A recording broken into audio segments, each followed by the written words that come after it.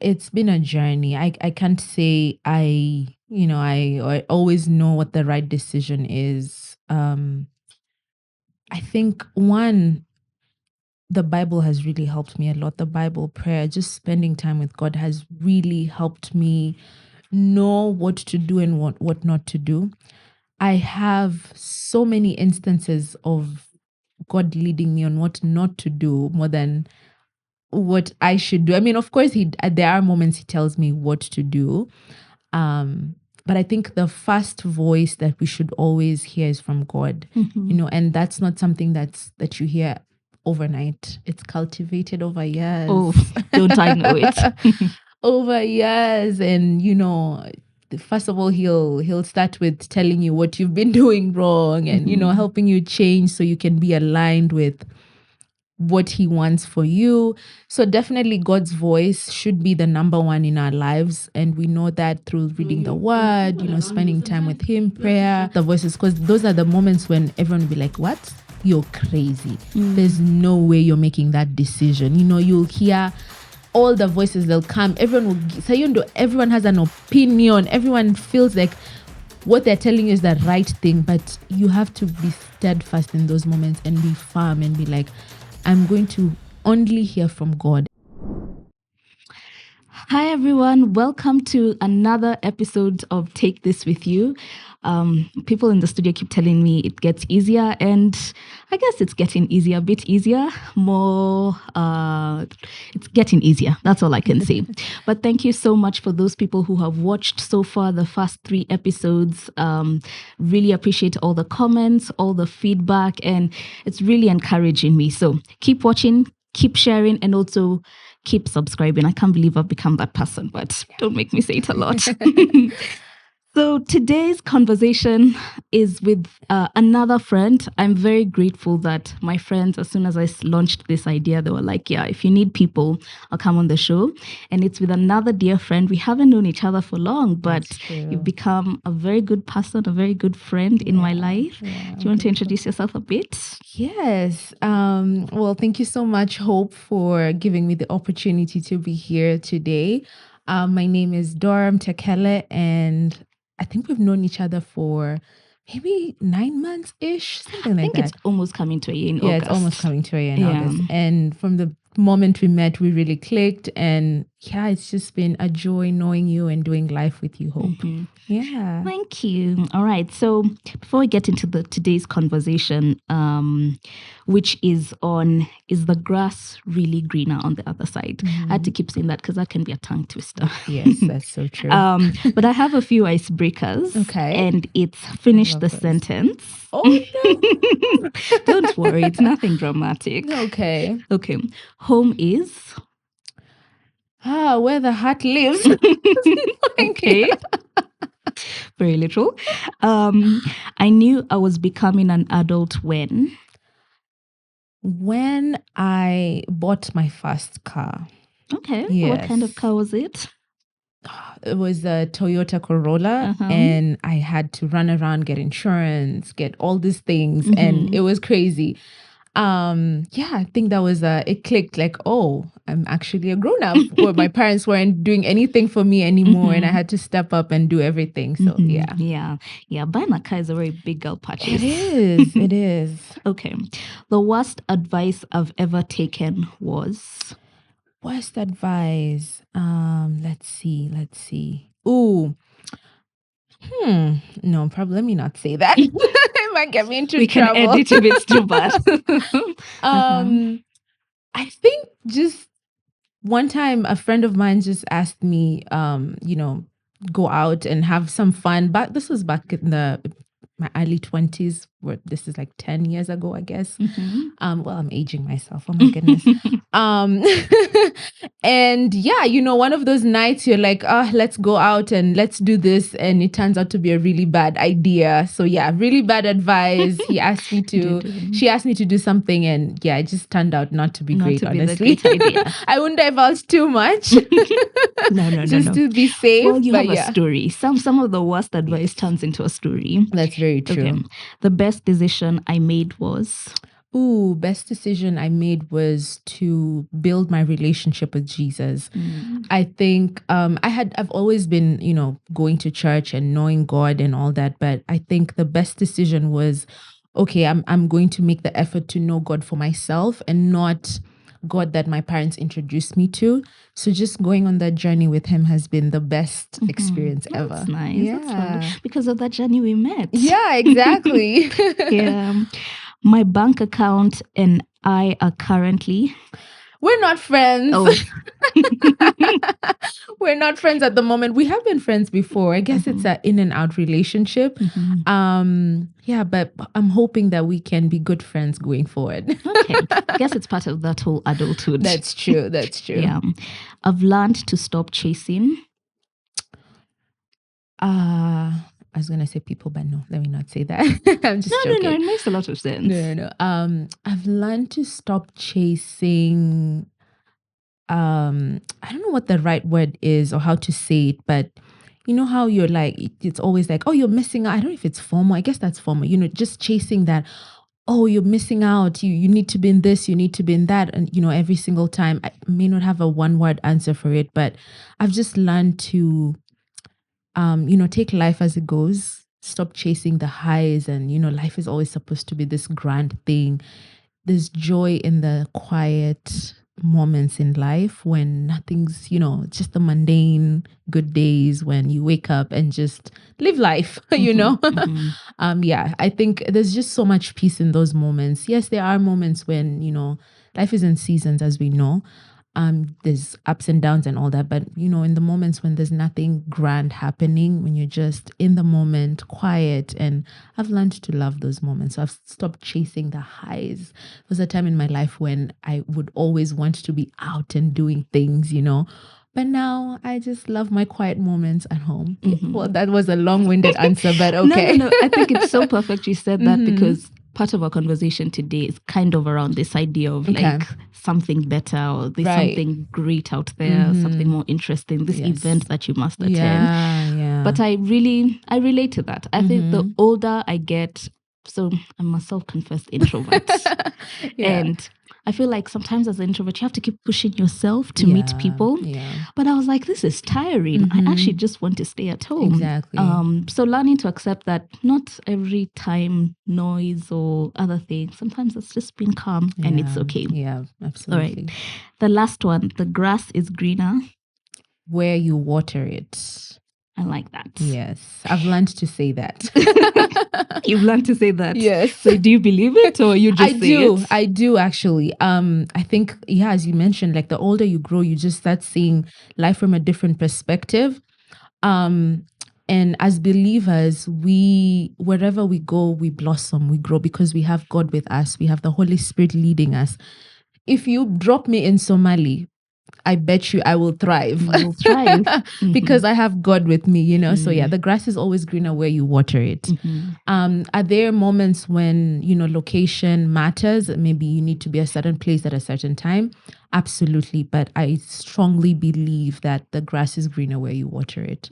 Yeah. Perfect. I couldn't have said it any better myself. All right. So, Dorah, I know different versions of you. I've had bits and pieces of your story. Yeah. And when you think about the different versions of Dorah, which one first comes to mind? Oh, wow. Yeah, it's so crazy you asked that because I was talking to a friend the other day and she was like, every time, so she's known a different version of me and now she's learning a different version of me. And it's always like, yeah, we change a lot. That's true. But at the core, there's Dorah who has always been there. And depending on the season of life, it's you change, So I guess Dorah, I think at the core of Dorah is that I'm a child of God. That's my foundation. That's everything. That's literally my whole life. And then now we have Dorah, the daughter of so and so, Dorah, the friend of hope, and many others. And you have Dorah, the business owner. You have Dorah, I don't want to say minister, but I do have a, some I'm seeing how God is leading me into ministry here and there. We Yeah. expected a church or Song, we're dropping a song. Oh, a joking. song. You had it here first. Joking. I'll hold you to this. I know. But yeah, I think at the core, despite all these other changes and everything that happens in my life, at the core, when there's no one else around me, it's just me, it's Dorah, the child of God. Yeah. I like that. Yeah. Have you always had this sense of like a strong identity that you're a child of God, or what's the journey to get there? No. Oh my goodness. No. It's been a journey, quite a journey. I would say my identity came into being, let's say 2022. Okay.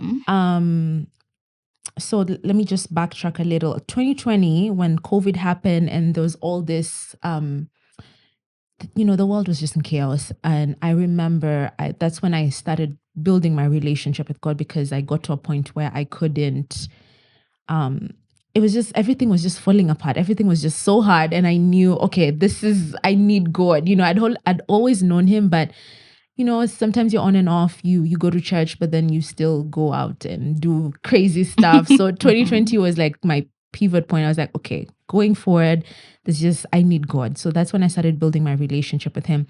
So back to 2022, bringing me back to my identity and how I came into understanding being a child of God so my dad died when I would say 14. Yeah, 14. This was back in 2020. What was that like? What was that like? At that point, I think I had a cloud over me. I was just on survival mode. I was just like, okay, my dad has died. Let me figure out how I'm going to do life, So I was always in survival mode. Yes, I did grieve in that moment, but I noticed my grieving took a very long time. I didn't go to therapy. I didn't talk about it a lot with people. I was just like, let's just move on. Life has moved on. But then over the years, something would trigger me and I would break down. I would just cry everywhere. I would see someone hug their dad and I'll just start bawling and crying. So now come to 2022, God was like, okay, let's work on this. This is a burden you've carried from 2011 all the way to 2022. Now is the time to fix this. And I remember I was leaving a store. It was during summer that time. I was in America and I was leaving the store. I'd just gone grocery shopping on a Sunday. And that week leading up to that Sunday, my heart, like just everything around me was just so, I don't know how to explain it, but my heart was not settled. I was really sad that whole week, I remember. And I was just missing my dad. I was like, if my dad was here, he would have helped me do this, that, and the other, And I remember that Sunday walking out of the store. So I'd just gone grocery shopping. I'm heading home. And I was leaving the store. A song came to my spirit at that time. It was a song by Don Moen called He Knows My Name. But the verse that came said, I have a father. So that was the song that came out in that moment. And immediately I knew God was telling me, I know you've lost your dad, but I'm your father. Wow. And that's when it dawned on me, okay, so now I went on this journey. Okay, God is my father. What does it mean for him to be my father? So he's my, so I'm his child. I'm a child of God, So now I started going on this journey to understand, okay, I'm a child of God. What does that mean? What's my identity in Jesus? But I know it's a long-winded answer, but that's how it came to be. And that's how I find my identity. And that's how I stay rooted and grounded in seasons, when everything's uncertain.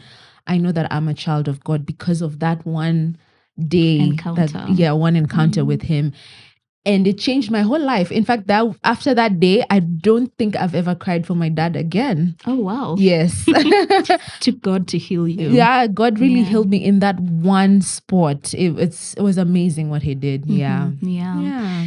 That's like the thing about grief. I mean, you could go, that's almost 10 plus years of carrying it. Yeah. Sometimes you could even go to therapy and different things, but some of these things, you've got to leave them to God. It's only God. Honestly, after that experience, it changed how I see death, how I see grief and all that.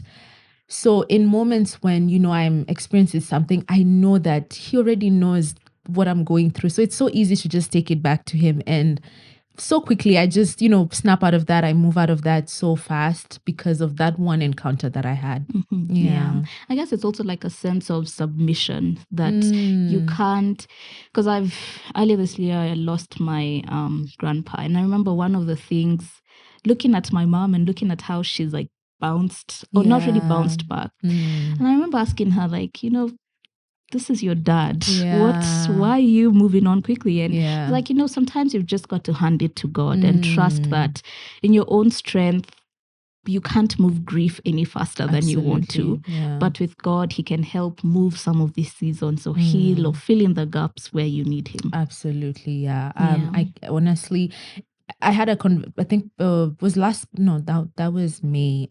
In May, that's my dad's like birthday. It's May 16th, and my aunt called me and she's like, I know this is a hard week for you. You're remembering your dad. Blah, blah, blah. I'm like, actually, you're the one who reminded me. I don't even remember. Not that I've forgotten him or anything, but it's just I'm so healed that it doesn't affect. I'm not. I don't know how to word it, but it doesn't affect my day to day. It doesn't make me feel.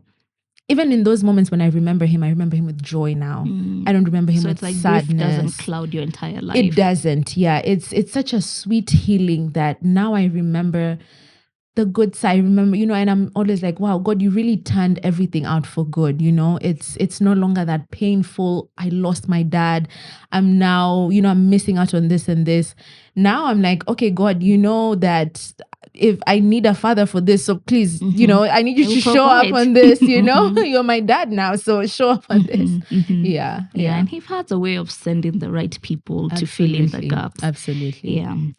So, as I mentioned, today's conversation is the grass really greener on the other side?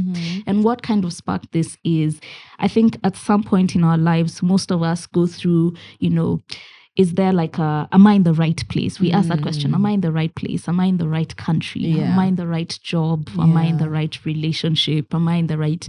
We always feel like maybe there's something out there that's better.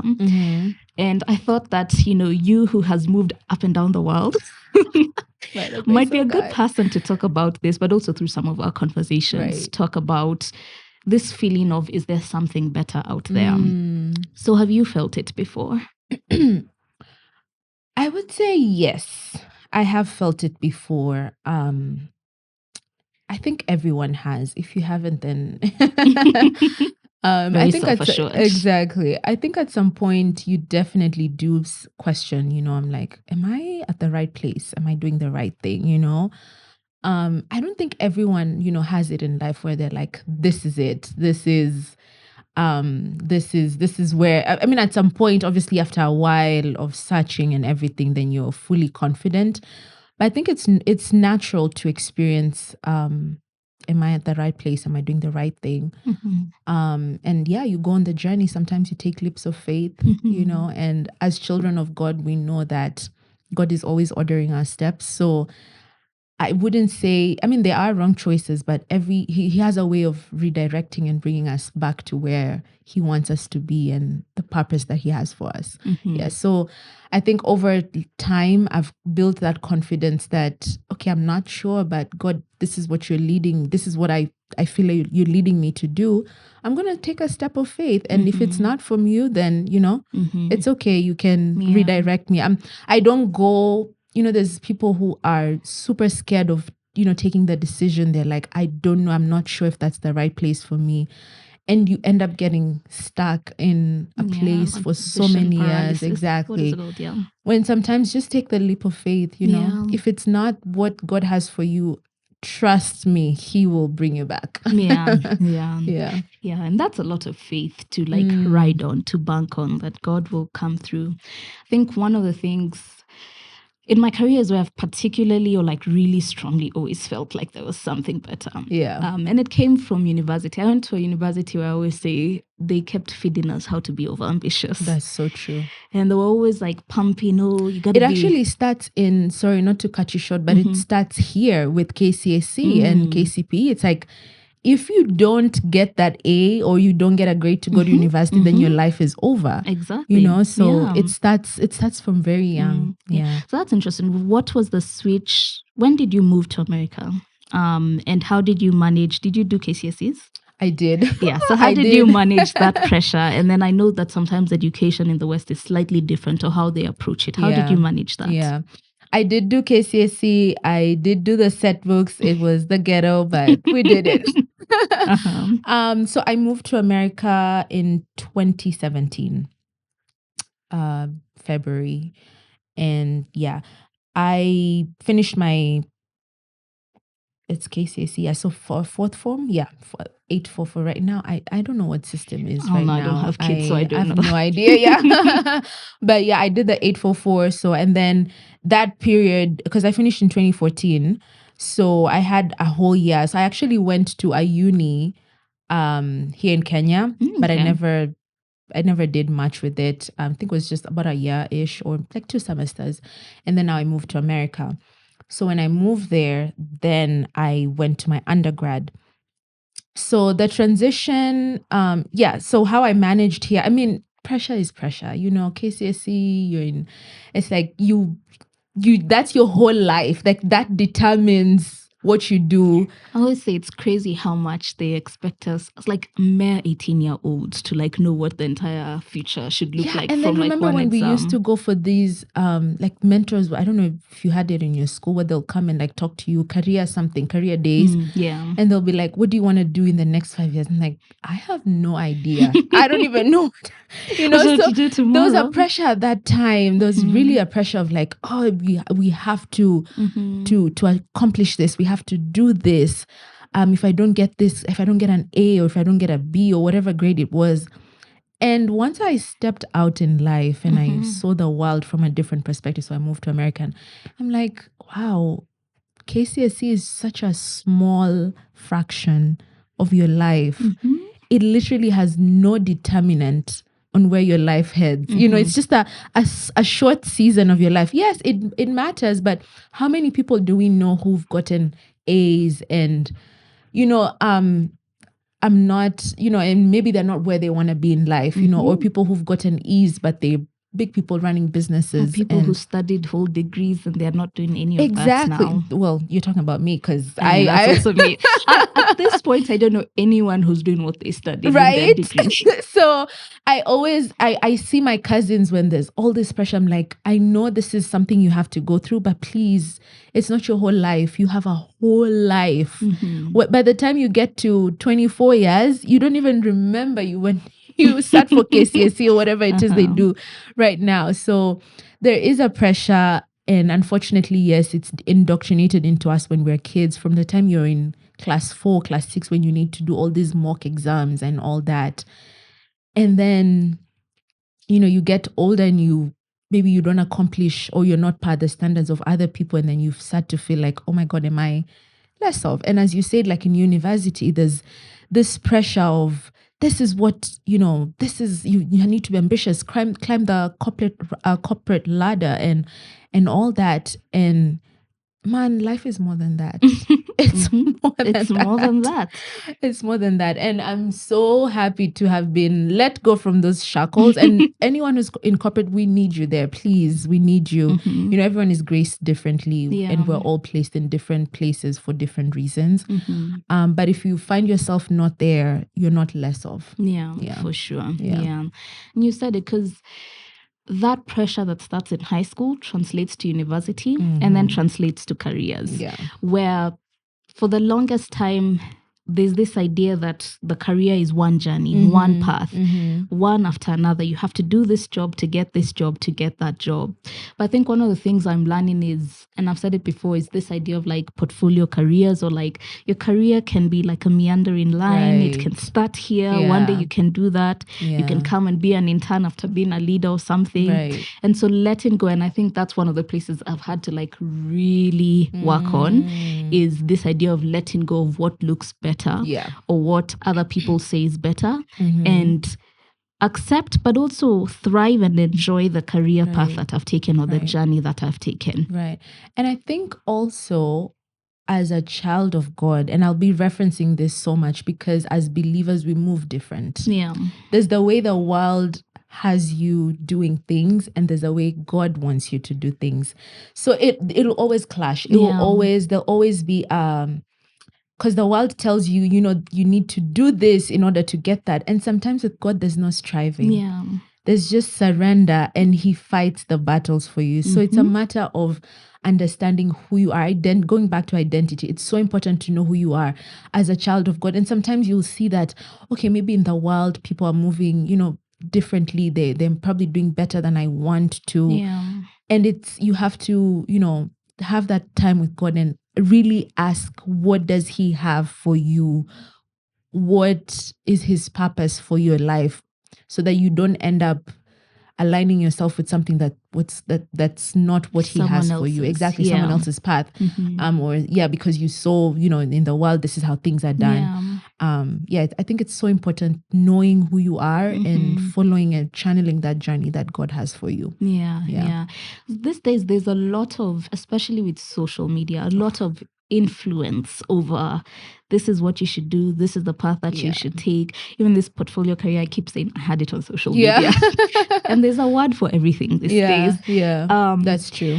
But there's just a lot of influence over, even as you're trying to find your identity, there's so many voices. So I'd be curious to know, how do you kind of discern what voices to listen to, and also when to follow your own voice and make your own decision? Right. Honestly, it's been a journey. I can't say I always know what the right decision is. I think the Bible has really helped me a lot. The Bible, prayer, just spending time with God has really helped me know what to do and what not to do. I have so many instances of God leading me on what not to do more than what I should do. I mean, of course, there are moments he tells me what to do. But I think the first voice that we should always hear is from God, and that's not something that you hear overnight. It's cultivated over years. Oh, don't I know it? Over years. And, first of all, he'll start with telling you what you've been doing wrong and, helping you change so you can be aligned with what he wants for you. So definitely God's voice should be the number one in our lives. And we know that through reading the word, spending time with him, prayer, he'll direct us. And I won't get into the many different ways he speaks. Yeah. I'm also learning that I'm not an expert on that, but God's voice definitely number one. I think also having sound wisdom around you. So this could be a mentor, someone who knows you, who knows the path you've walked, the path that, that they think you should be on. I mean, obviously with God's help, obviously. So that's why not just anyone. This is someone who you probably trust. It could be your parent. It could be a mentor, someone that they're helping you if it's in career stuff or all that. You definitely need voices. I think. And just to interrupt you on that. You said something and it reminded me of how it's really important the kind of mentor you pick. Because someone could have walked the exact path that you want to walk on. Yeah. But you don't know behind the scenes. That's also true. Yeah. So it's really important. Yeah. Again, the mentor, pray about it. But I also believe God in his mercies always brings people into our lives who can be a sound of reason for us. Yeah.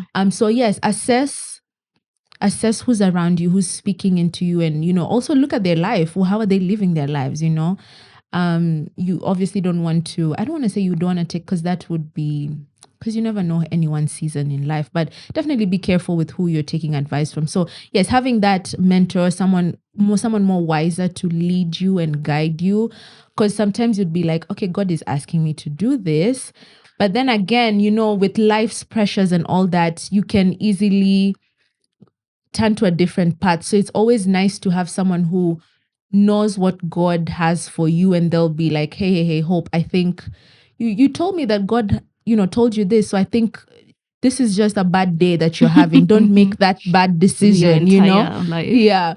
So definitely having wise, sound, it could be your pastor, whoever it is that you've assessed. And I think sometimes yeah, knowing the right. Sometimes, honestly, it's a leap of faith.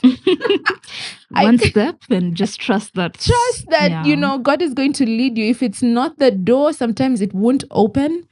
Sometimes He'll redirect you somewhere else. Yeah, honestly, that's how I've done it, and I'm still learning how to do it better. But I think absolutely taking that time to be quiet and being in His presence, which is so hard right now with social media, as you say, so many voices.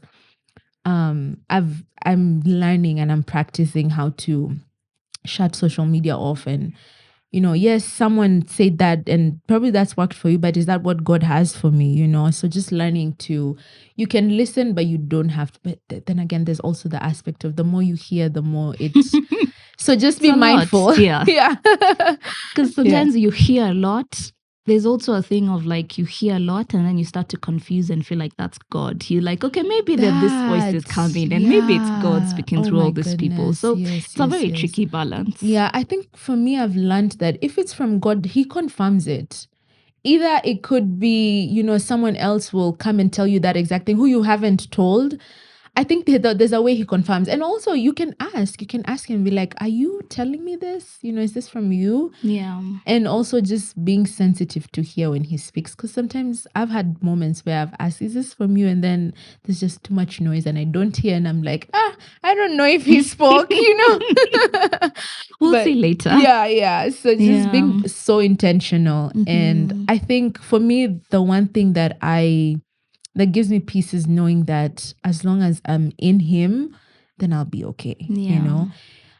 Whatever happens, I know that He's got me. So just having that reassurance. Yeah. And where He leads, He provides. Exactly. Yeah, that too. Oh, absolutely. Yeah. I have so many examples. Testimonies of where He leads, He provides. That's tell so us true. One. You mentioned many, so tell us one. It says in Revelations that we, I don't know how it says we defeat the devil with our testimony, the blood of the lamb and our testimony. So yes, let's see. So when I came to Kenya last year, obviously I've been doing a back and forth, but when I came, I think I wasn't sure. I was like, okay, God, is this really what made you come? What made me come? I would say someone else will say she's mentioning God a lot. Honestly, guys, my life is God. Is God. But I think God really led me here because for the longest time, it had been in my heart that at some point I have to go back, or I'd like to go back. I didn't know when. I didn't know how. I tried. Because you did have a whole life there. I did. And I still do. I haven't cut ties. My family's still there. I still go back. I still have a business there. I still have very strong ties there. So yeah, it was like time, it's now time to go. And I remember just the circumstances around how it happened that I came. I ended up losing my job. I ended up, I started a business and I got clients at that particular point. So where He leads, He provides really came out for me because it was just like, okay, like this is it, this is the time, it's here.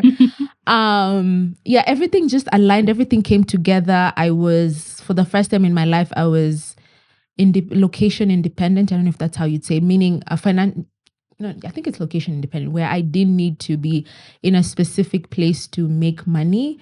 I could work from anywhere. So that really was it's like the light bulb came open, like this is the season, like God has opened, And obviously I'd been praying about it, like, God, is this what you've been calling me to do? Because it's something that I'd felt for a very long time. But then I was like, I have a life here. Life is going on. Life is moving here. So is He really asking me to go back? And I didn't have a problem with that because I've always had the desire to. I just didn't want to do it before it's time and in my own strength, because I did try, and trust me, you don't want to do that. Failed. So when everything aligned and He opened up the way, He made sure that when I was here, all my bills were covered. Everything was taken care of. He really took care of me, and he still does until now. It's so crazy. So yeah, where he leads, he provides. When I came here, I was like, God, I love Ubers. I love taking my tattoos, but you know what? Better to drive. You know what? This will be nice. And I remember last year, December, he just miraculously opened the door for me to get a car. Hope when I bought a car in 3 days. How? I don't know. It's And I know God. you told me you had the exact amount of money is the exact The car. exact. It's insane. Every time I tell people that story, they're like, wow. And I'm like, yeah, there's nothing God cannot do. There's nothing. For me, I strongly believe there's nothing he cannot do. Nothing. Yeah. Everything. He is so possible. Just align with him in his timing. Be patient. Sometimes things do take longer than we would like them to, but trust me, he's always working things out. Yeah. And where he leads, he does provide. Absolutely. Yeah. And sometimes he does want us to sit in certain seasons for a while to learn, or I don't know where I was reading in the Bible where it was like someone went through that so that it could be a testimony. So it wasn't necessarily about them, but it was so that it could be a testimony to other people. Right. So sometimes you will sit in that season for a lot longer than expected. Which brings me to the question. I know we've talked about you came, you left, and sometimes the grass is greener, so maybe you leave, sometimes you stay where you are. How do you know when it's time to leave and when it's time to actually stay and build in that season? I think when it's time to leave, and this is not a one size fits all, everyone's journey is different. So just because I say something doesn't mean that you go and listen and you're like, oh, she said that, then that's it. No, definitely assess your own situation and pray about it. Really, really, I insist on prayer. It's everything. But I think when doors close, that's one of the signs that it could be a season coming to an end. There's moments where you're like, you really have put in all that you can. And sometimes maybe the breakthrough is, on the other side. But then sometimes you're like, or maybe God has been trying to tell you, sometimes we don't listen, we don't hear. Maybe God has something. Like for me, I remember I was trying to apply for a specific job. This was maybe 2 years ago. I was really, really trying, and that door did not open. When I tell you, Hope, it did not open. And so those are some of the instances. And so it did not open because God wanted me to start a business. So he ended up leading me into starting a business.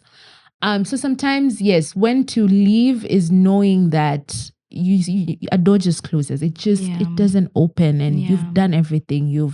Sometimes you take a step back and you're like, okay, I've done everything I can. What are you trying to tell me that I'm not getting? And then I think also grace.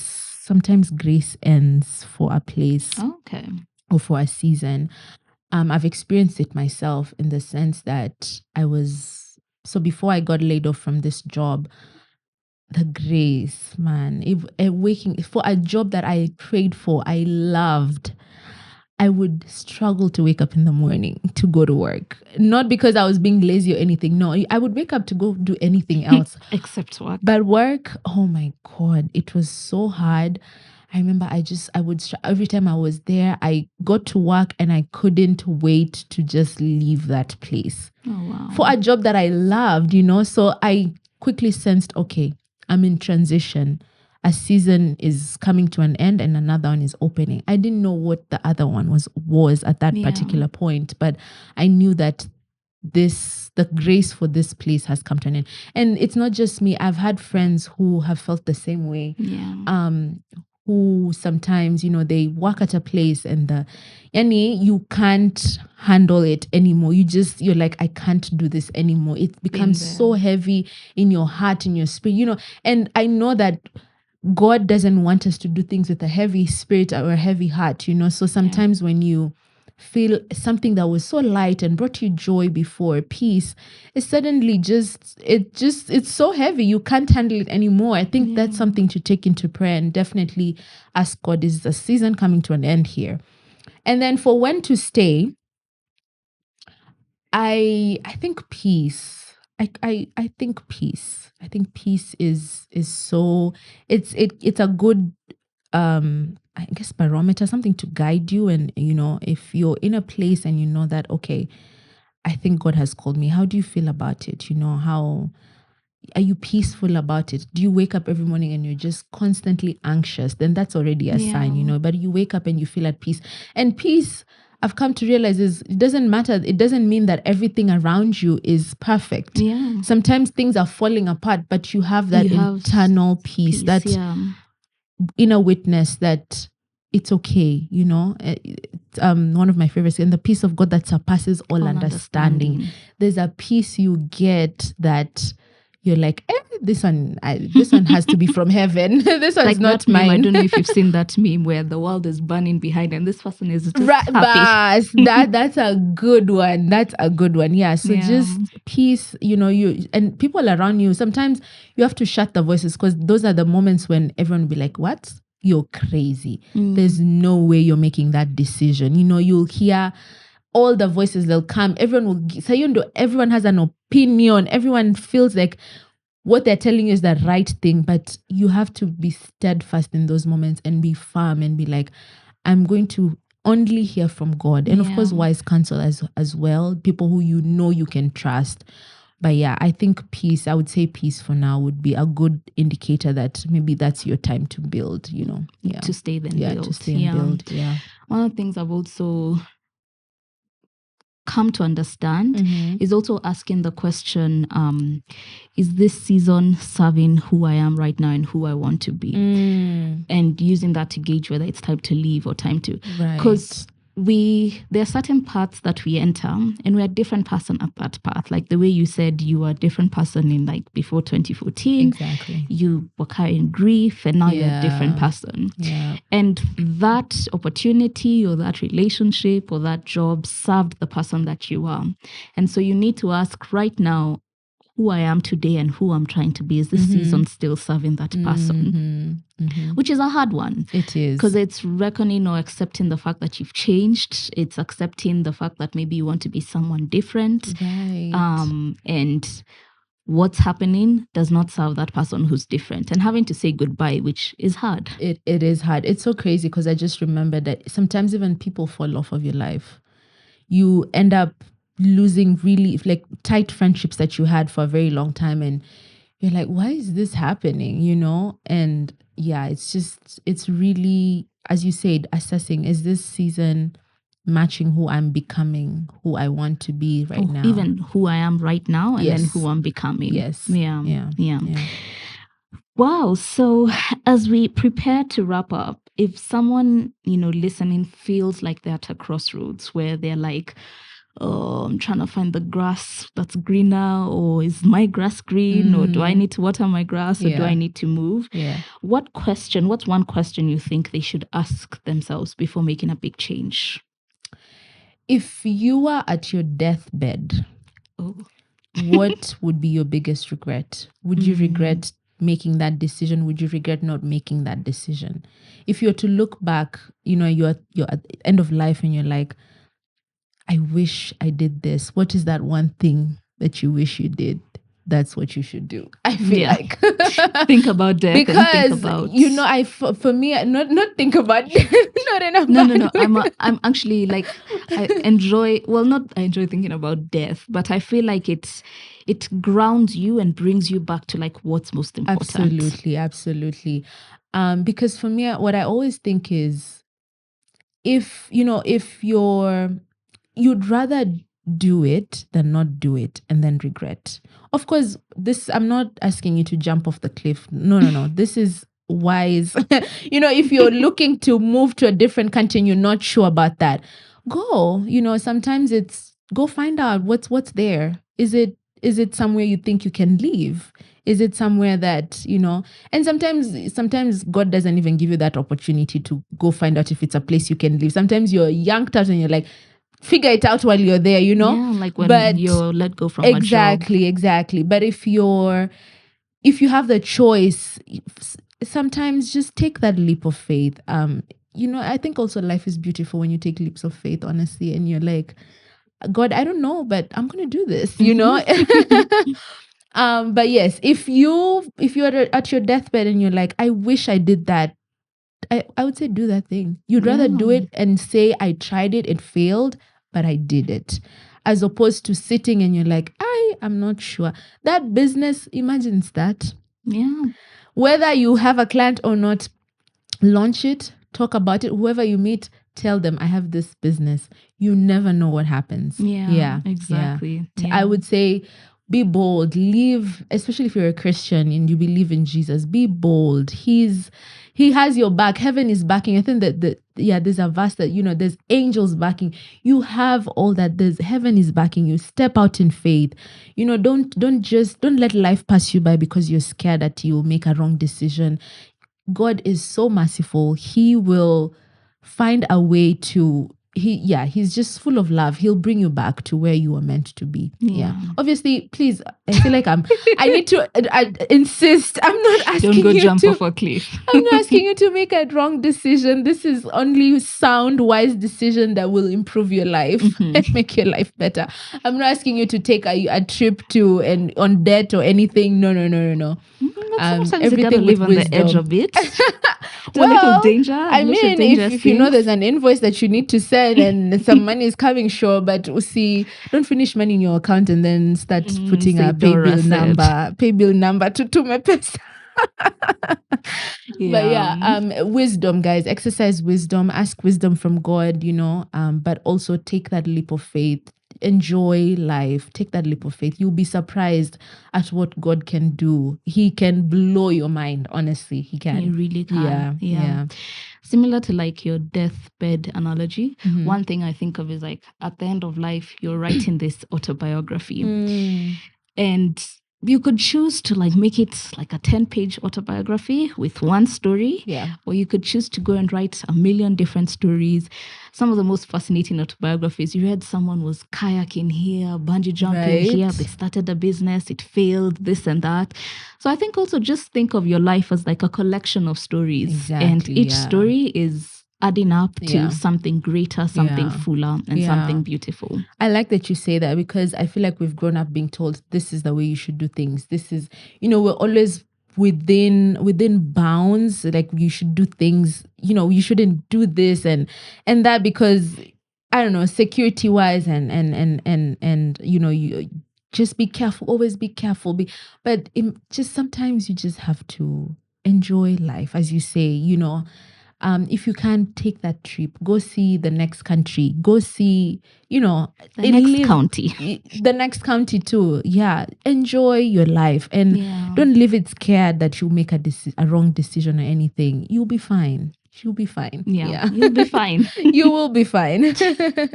Wow. Thank you so much, Dorah. Yeah. So to close off, what does this season of your life look like?